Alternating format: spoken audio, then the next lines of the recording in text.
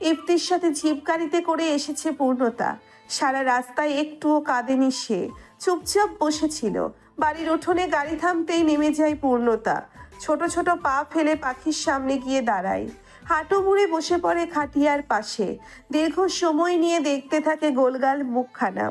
এই উঠোনে দুই বোন কত খুনসুটি করেছে, খেলেছে কত। সেই বোনটা আর কখনো খেলবে না, বুনু বলে ডাকবে না, আম চুরি করে এনে বলবে না বনু, মালিক বোকা, আমাকে ধরতে পারেনি। এখন আর কারোর হাসির ঝলকে বাড়িটা মুখরিত হবে না।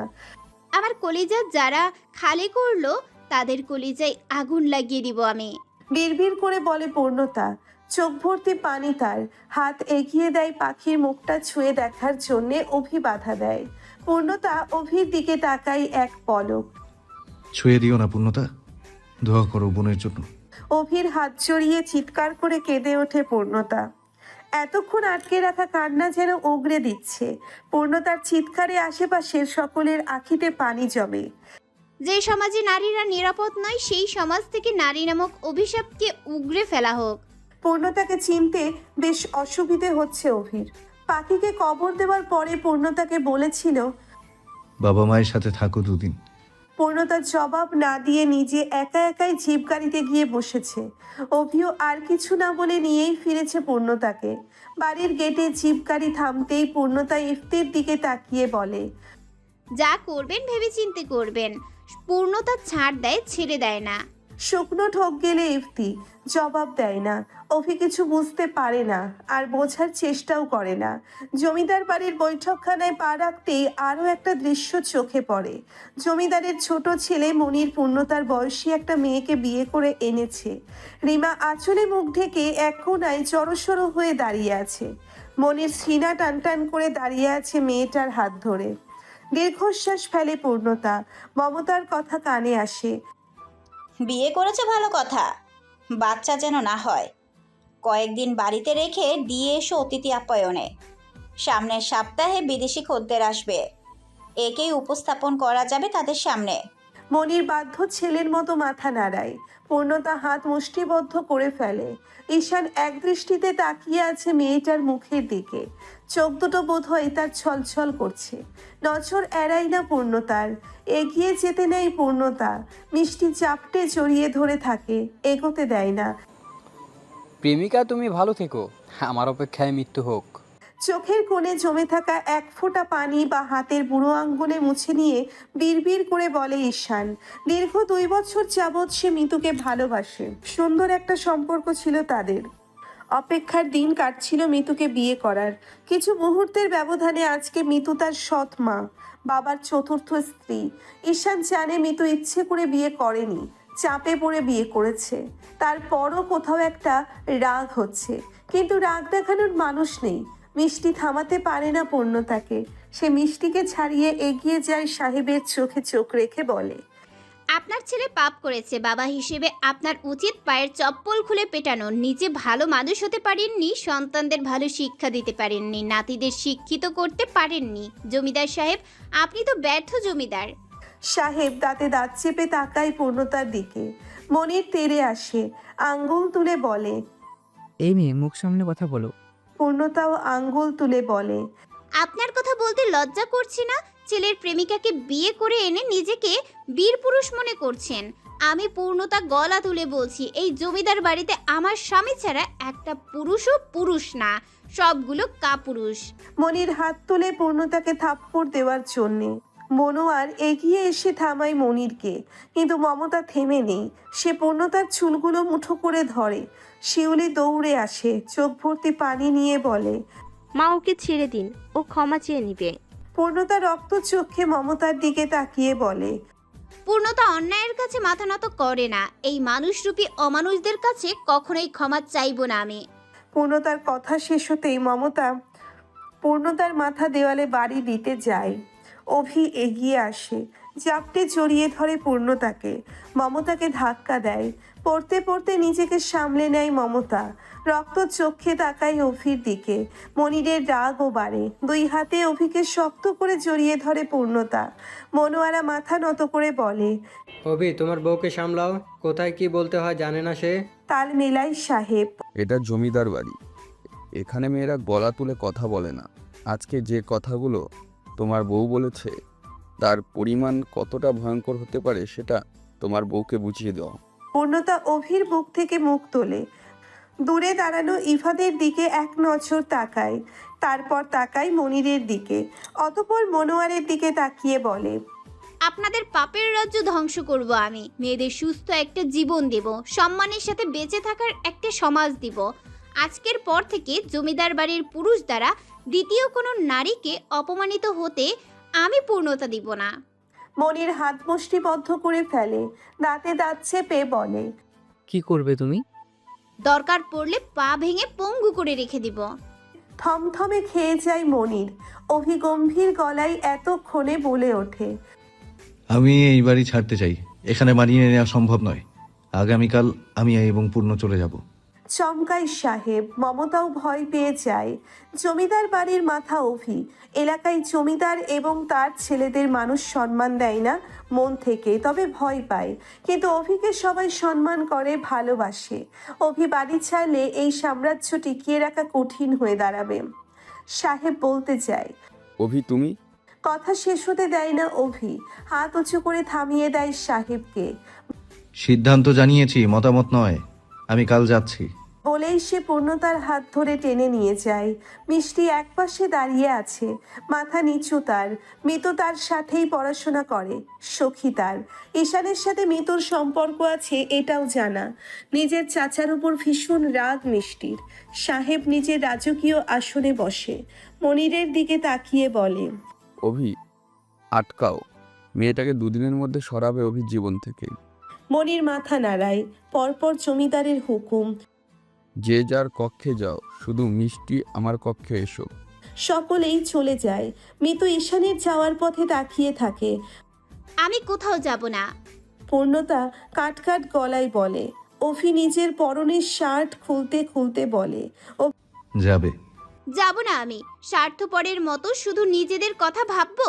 আমি অপবিত্র জমিদার বাড়ি পবিত্র করতে চাই, সবাইকে নিয়ে রাজত্ব করতে চাই, সুন্দর একটা সংসার সাজাতে চাই। পালিয়ে যেতে চাই না আমি। অভি পূর্ণতার সামনে দাঁড়ায়, হাত রাখে পূর্ণতার গালে।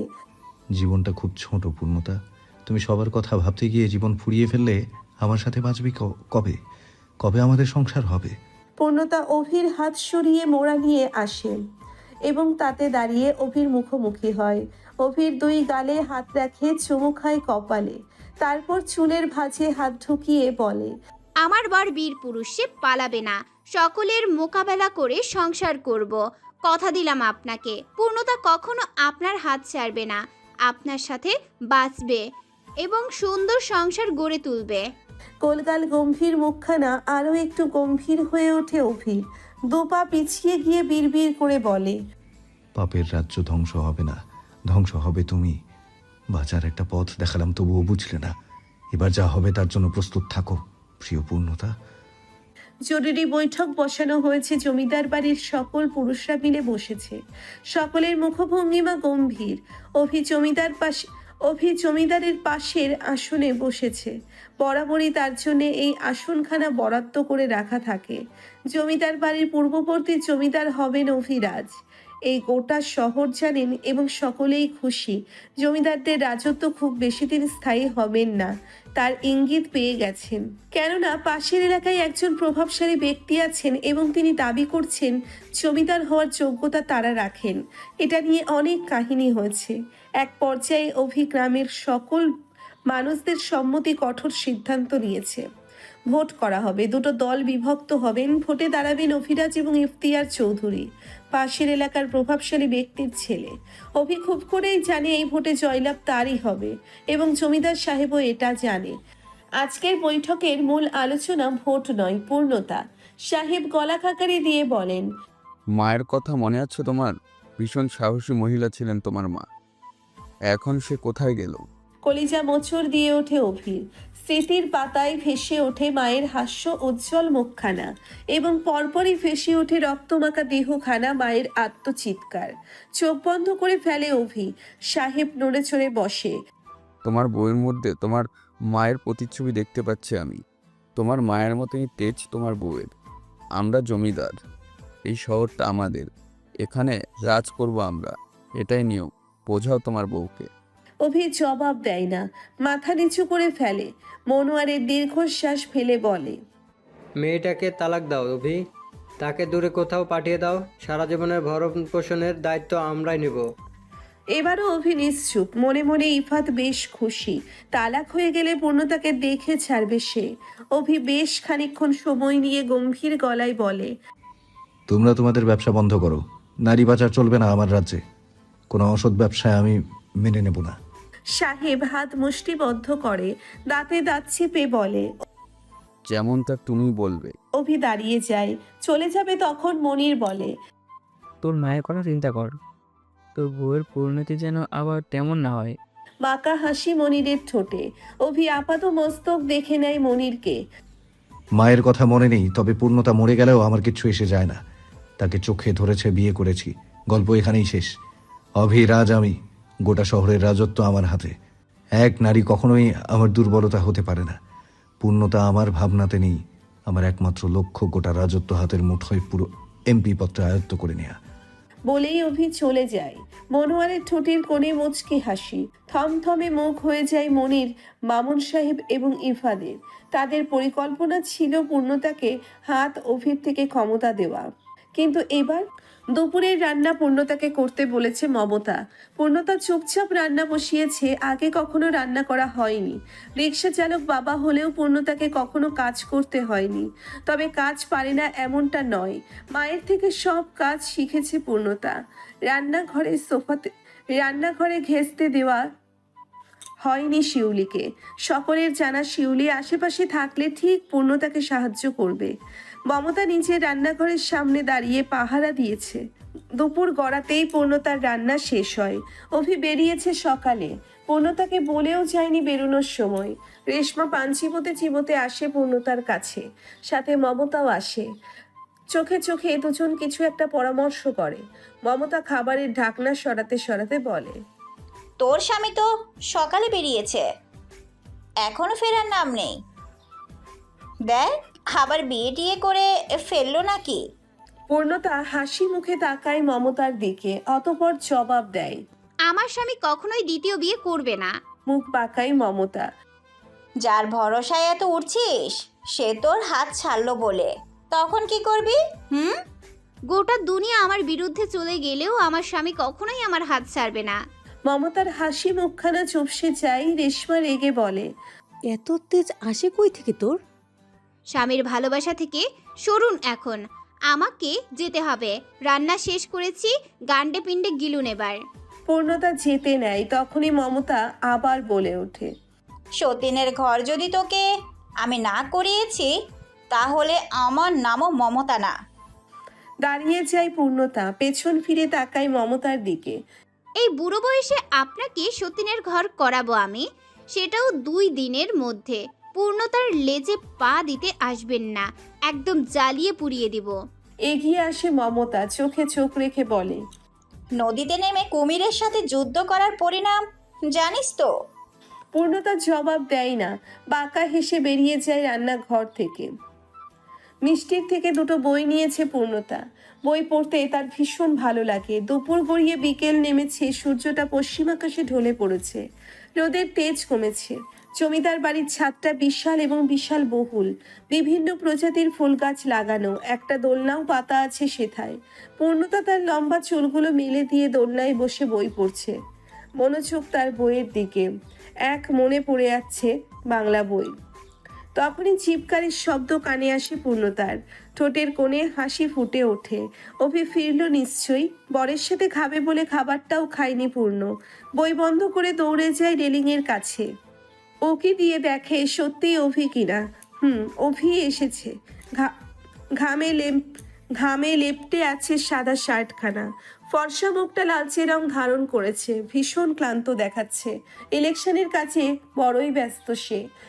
পূর্ণতা দৌড় দেয় বই হাতে নিয়েই, এক দৌড়ে চলে যায় বাড়ির বাইরে। অভি সবেই সদর দরজায় পা রাখছিল, পূর্ণতার সামনে গিয়ে দাঁড়ায়, আঁচল তুলে ঘামে ভেজা মুখখানা মুছিয়ে দিতে নেয়। তখন অভি গম্ভীর গলায় বলে ওঠে, এখানে কেন তুমি? পূর্ণতা একগাল হেসে বলে, আপনাকে দেখে আসলাম। আমি তো রুমেই যাব, তাই না? এখানে আসার প্রয়োজন ছিল না। পূর্ণতার হাসি মুখটা চুপসে যায়। আশেপাশে আরো অনেক মানুষ ছিল। জমিদার বাড়ির বউ তুমি, মাথায় ঘোমটা ছাড়া আর কখনো যেন তোমায় না দেখি। এখানে তোমার লম্বা চুল দেখে আকর্ষিত হওয়ার মতো কেউ নেই। পূর্ণতা মাথা নিচু করে সরে যায় অভির সামনে থেকে। আখি পল্লবে জমেছে অশ্রুকণা। অভির পাশ থেকে একজন মধ্যবয়স্ক ভদ্রলোক জিজ্ঞেস করে। অভি জবাব দেয়, আমার ভাইয়ের স্ত্রী। অতিরিক্ত রক্তপাতে ভয়াবহ অবস্থা মিতুর। অবচেতন অবস্থায় পড়ে আছে সে। ঘটনাটা সকাল হতে কেউ জানে না। মনির 7 সকালে পেরিয়েছে। কেউ খোঁজ পর্যন্ত নেয়নি মিতুর। অবশ্য নেওয়ার কথাও না। মনিরের অন্য স্ত্রী রিমা সে বাবার বাড়ি চলে গেছে। স্বামীকে অন্য কারো পাশে সে মানতে পারছিল না। অভির ধমকে পূর্ণতা ভুলবশত নিজের কামরায় না ঢুকে মিতুর কামরায় ঢুকে পড়েছিল। আর তখনই তার নজর পড়ে সাদা বিছানায় রক্তের চিহ্ন, সেই সাথে এলোমেলো পড়ে থাকা মিতুকে। বুক কেঁপে ওঠে পূর্ণতার। দৌড়ে এগিয়ে যায় মিতুর কাছে। শুকনো মুখখানা দেখে নেয় ভালো করে। কাপড় ঠিক করে দেয় মিতুর। অতঃপর সকলকে ডাকতে কামরা হতে বেরিয়ে যায়। মনে মনে ঘৃণা জন্মায় মনিরের প্রতি। কাপুরুষ বলে গালিও দেয় কয়েকবার। অভি সবেই নিজ কামরায় ঢুকেছে। এবার একটু জিরো বেশে। খানিকক্ষণ পরে আবারও বের হতে হবে তার। পাশের এলাকার প্রভাবশালী ইফতিয়ারের সাথে মুখোমুখি কথা বলতে হবে। ভোটে বিজয়ী অভিই হবে, তবুও একবার ইফতির মুখোমুখি হতে চায় সে। মনে মনে ইফতি গভীর কোনো ষড়যন্ত্র পাকাচ্ছে, যা চতুর অভি বেশ বুঝতে পারছে। ধবধবে সাদা পালঙ্কে সবেই একটুখানি বসেছে অভি। তখনই দৌড়ে কামরায় ঢুকে পূর্ণতা। চোখে মুখে তার আতঙ্ক। অভি বিচলিত হয়, তবু আদুরে ভঙ্গিমায় 2 হাতে আগলে নেয় না মেয়েটিকে। মুখের গম্ভীরতাও কমায় না। পূর্ণতা হাতের উল্টো পিঠে চোখের পানি মুছে মাথা নিচু করে বলে, ছোট চাচা কাল যাকে বিয়ে করে এনেছে সে অবচেতন অবস্থায় পড়ে আছে বিছানায়। অতিরিক্ত রক্তক্ষরণ হয়েছে, তার চিকিৎসার প্রয়োজন। দীর্ঘশ্বাস ফেলে অভি। জবাব দেয় না, তাড়াহুড়ো করে উঠেও যায় না। পূর্ণতা আহত নয়নে তাকিয়ে থাকে অভির মুখপানে। বাঁচাবেন না তাকে? চোখের কোণে আবারও পানি জমেছে পূর্ণতার। চোখের সামনে ভেসে উঠছে ছোট বোনের নিথর দেহখানা, রক্তাক্ত পা জোড়া। পুরুষ মানুষ শুধুমাত্র নারীর দেহের পাগল। দেহ ছাড়া তারা কিছুই বোঝে না। নারীরা শুধুমাত্র ভোগের বস্তু। বিড়বিড় করে বলে পূর্ণতা। অভি শুনতে পায়। তাকায় গোলগাল মায়াবী মুখপানে। ডান হাত এগিয়ে গালে হাত রাখে। বুড়ো আঙ্গুলের সাহায্যে মুছে দেয় চোখের পানি। জল ভরা গভীর চোখের দিকে তাকিয়ে অভি বলে, নারীরা মায়ের জাত, তারা সম্মানের বস্তু। সমাজে নারী ছাড়া পুরুষ অচল।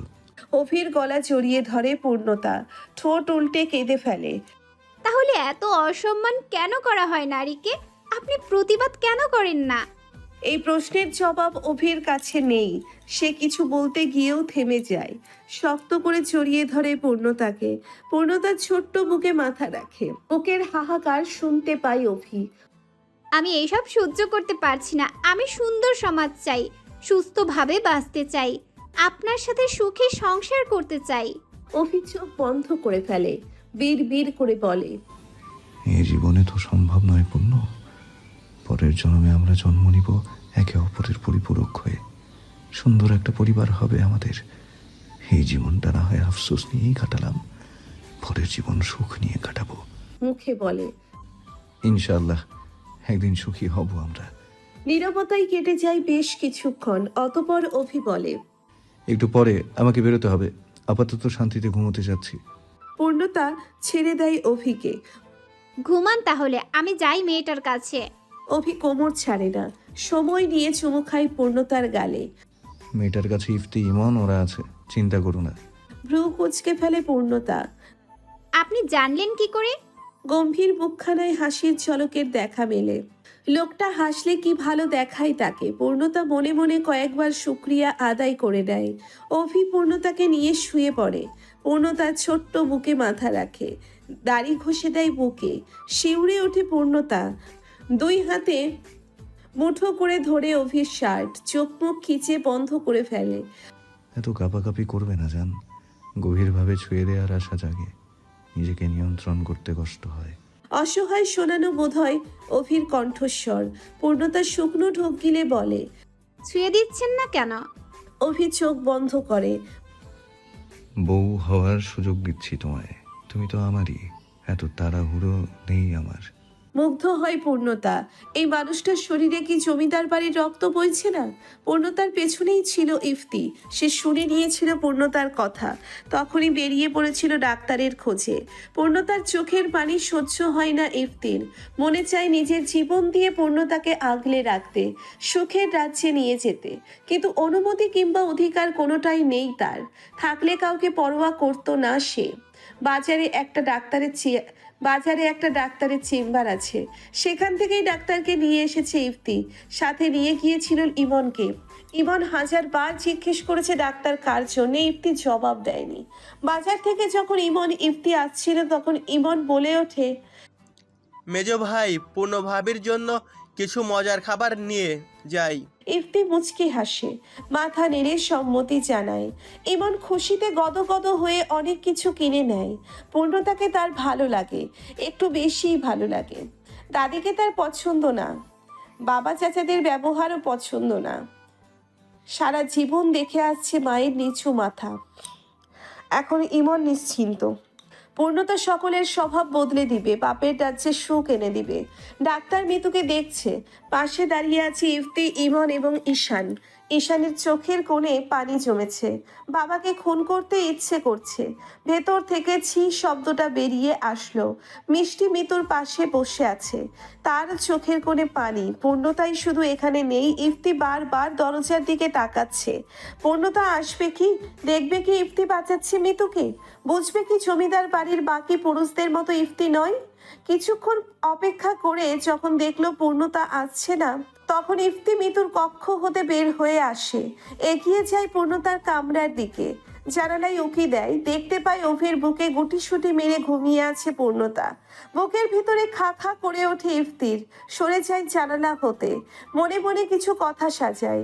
একখানা চিঠি লিখবে সে পূর্ণতাকে, আবেশ মিশ্রিত চিঠি। সেই চিঠিখানা পড়ে পূর্ণতার কপালে চিন্তার ভাঁজ পড়বে। কয়েক মুহূর্তের জন্য ভাবতে থাকবে আগন্তুক ইফতিকে নিয়ে।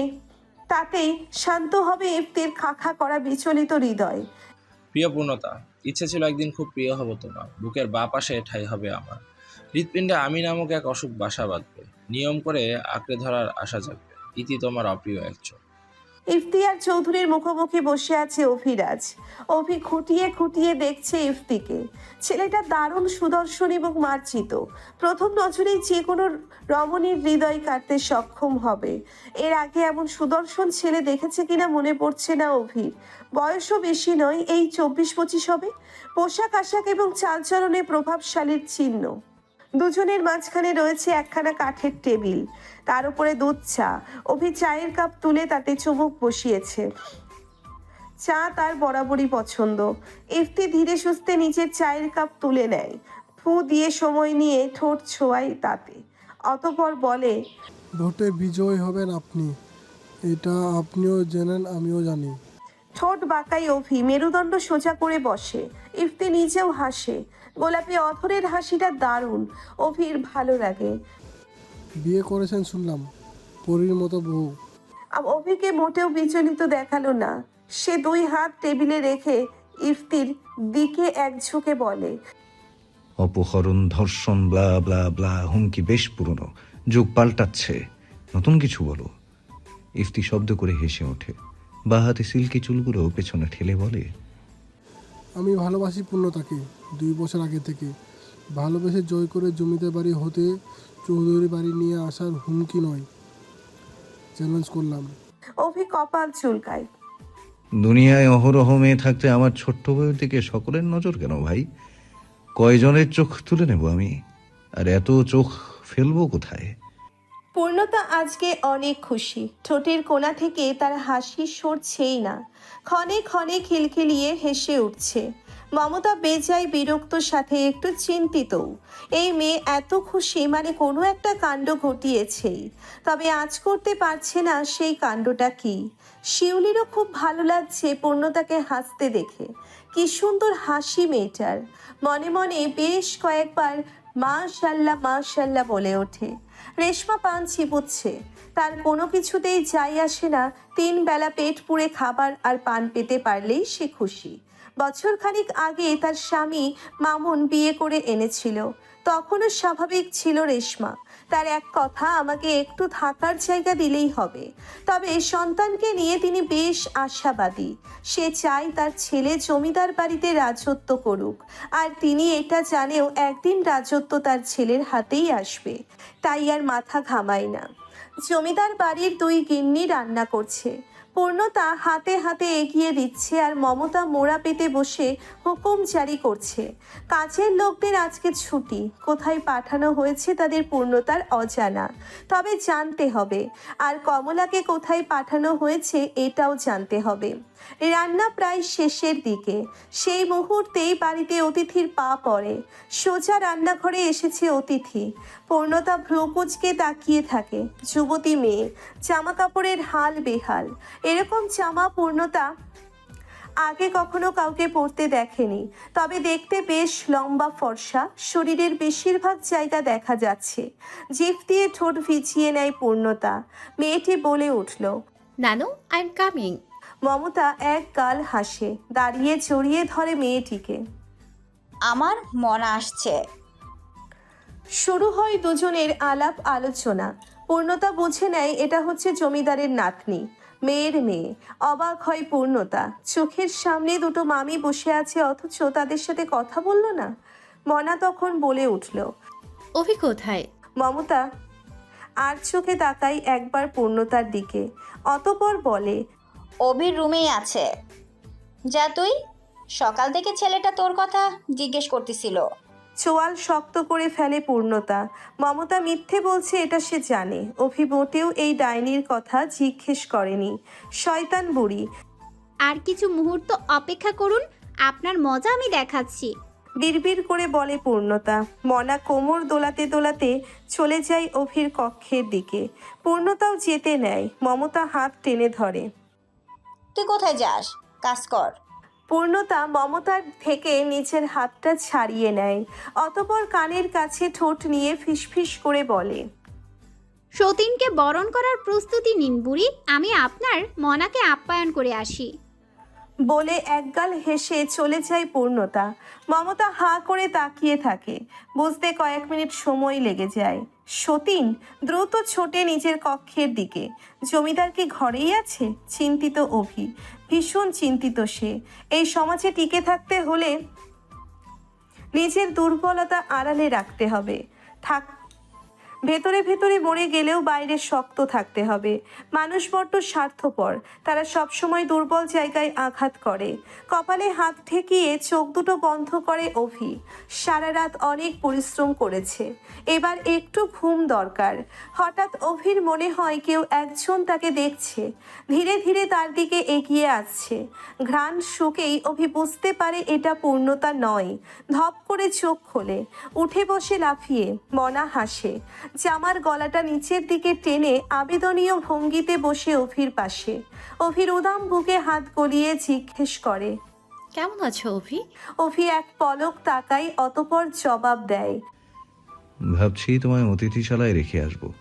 খদ্দেরের চাহিদা বেশ মেটাতে পারবে, অভিজ্ঞ চাহিদাও বেশি। থমথমে মুখে হাত সরিয়ে নেয় মনা। অভি ঠোঁট বাঁকায়। তুমি পুরোপুরি উলঙ্গ হয়ে আমার সামনে নাচানাচি করলেও তোমার প্রতি ইন্টারেস্ট জাগবে না আমার। অভিরাজ কখনোই পচা জিনিসে নজর দেয় না। দাঁড়িয়ে যায় মনা, রাগে তার শরীর চলছে। এত কিসের অহংকার তোমার? চিনো তুমি আমায়? আমাকে একটু টাচ করার জন্য কত মানুষ পাগল। খানিকটা চিল্লিয়ে বলে মনা। অভি দীর্ঘশ্বাস ফেলে। নজর পড়ে পর্দার আড়ালে লুকিয়ে থাকা পূর্ণতার দিকে। হাসি পায় অভির। হাসি চেপে মনাকে জবাব দেয়, তোমার এত চাহিদা বলেই তো বলছি অতিথি আপ্যায়নে যেতে। তোমার নানা ভাইয়ের ব্যবসা রমরমা হয়ে উঠবে। মনা দাঁত কটমট করে, কিছু বলার জন্যে আঙ্গুল তোলে, কিন্তু কি বলবে বুঝে উঠতে পারে না। তাই হনহনিয়ে চলে যায়। অভি চলে যায় গোসলখানায়। পরনারীর হাতের ছোঁয়া যতক্ষণ ধুয়ে ফেলতে না পারবে গা ঘিন ঘিন করবে।